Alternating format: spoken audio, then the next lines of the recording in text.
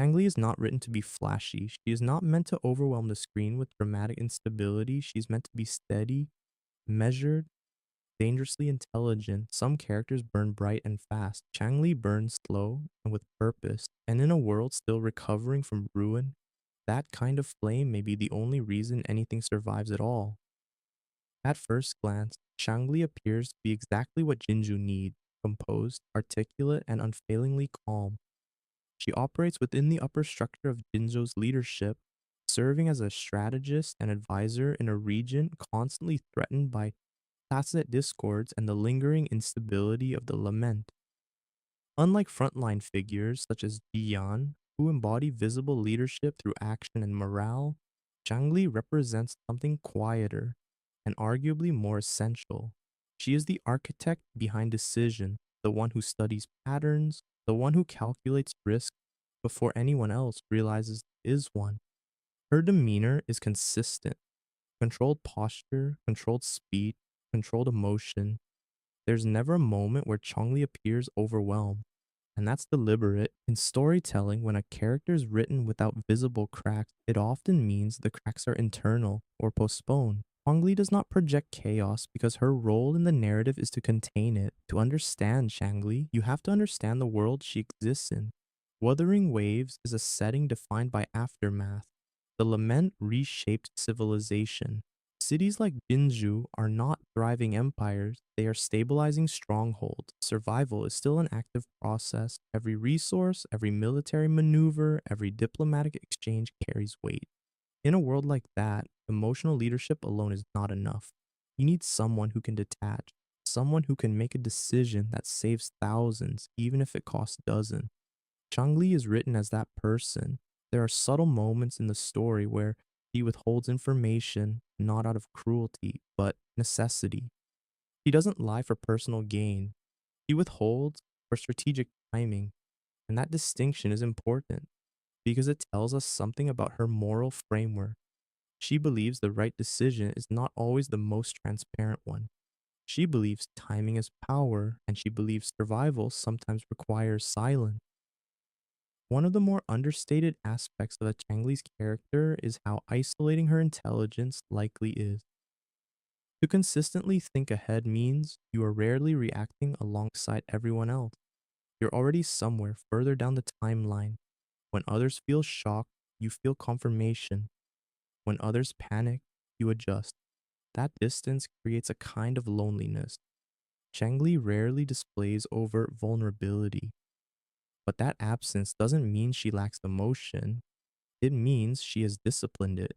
There's a difference. She does care about Jinjo. She does care about its people.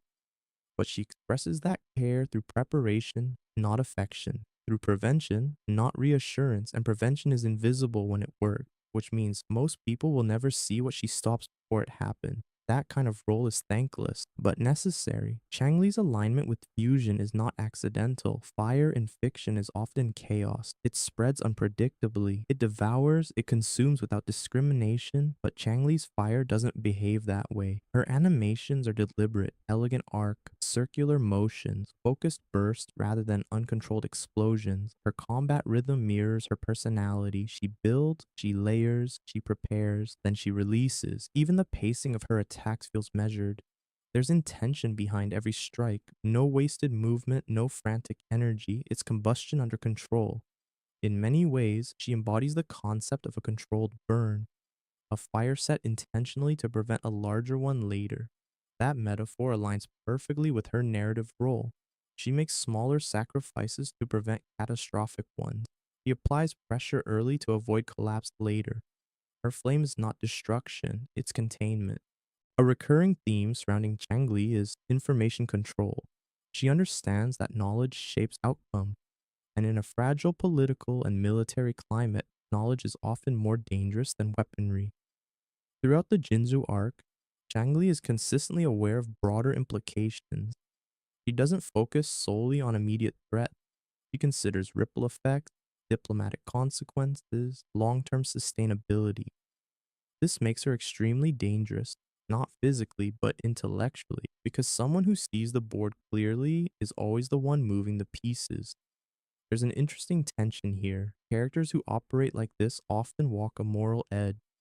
How much can you justify in the name of stability? How much truth can you withhold before it becomes manipulation?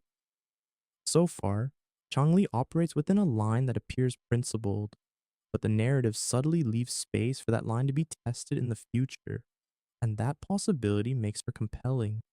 Many gacha characters are written to impress immediately. They arrive with dramatic backstories, explosive trauma, visible instability. Changli does not. Her strength is quiet, which makes it easier to overlook. But if you remove her from Jinzhou's structure, the consequences become clear.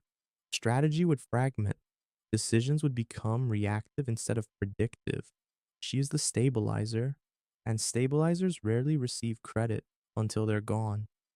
That design choice feels intentional. Wuthering Waves is not just about power, it's about rebuilding civilization after collapse. And civilizations are not rebuilt by the loudest individuals, they're rebuilt by the most disciplined ones. Maintaining composure constantly is not effortless, it requires suppression. Changli likely bears emotional weight privately. The burden of foresight means she anticipates disasters before they happen. She imagines worst case scenarios so others don't have to. That's exhausting. And yet she never lets that fatigue surface, which raises an interesting question. What happens when the strategist runs out of room to calculate? What happens when variables exceed prediction? If Jinju faces something truly unpredictable, something that cannot be planned for, Changli would be forced into unfamiliar territory. Improvisation, emotion, risk without preparation. That scenario would challenge her more than any battle, because her identity is built on control. Changli represents a pillar of order in a world that is still structurally unstable. As Wuthering Waves expands its regions and factions, characters like her become increasingly important. Political tensions will rise, external threats will grow more complex, and strategy will matter more than brute strength. If Jinju faces internal conflict or betrayal, Changli is the one who would detect it first. If larger geopolitical shifts occur, he is the one mapping their consequences. She's not the hero charging forward. She is the mind ensuring there is still something worth charging for. Some characters are written to explode. Changli is written to endure. Her flame is not there to dazzle, it is there to last. In a post-lament world, endurance matters more than spectacle. And that's why her presence feels so grounded. She's not trying to outshine anyone. She's trying to outlast disaster. And in doing so, she becomes one of the most quietly important characters in Jinzo's survival. Changli is not dramatic. She's not chaotic. She's not unstable. She is patient, disciplined, and fully aware of the weight she carries. In a world defined by ruin and reconstruction, it is easy to celebrate those who fight visibly, but it is far harder to acknowledge those who prevent wars before they begin. Changli burns slowly, intentionally, and if Jinzu stands tomorrow, it may not be because of the brightest flame, but because of the one that refused to go out.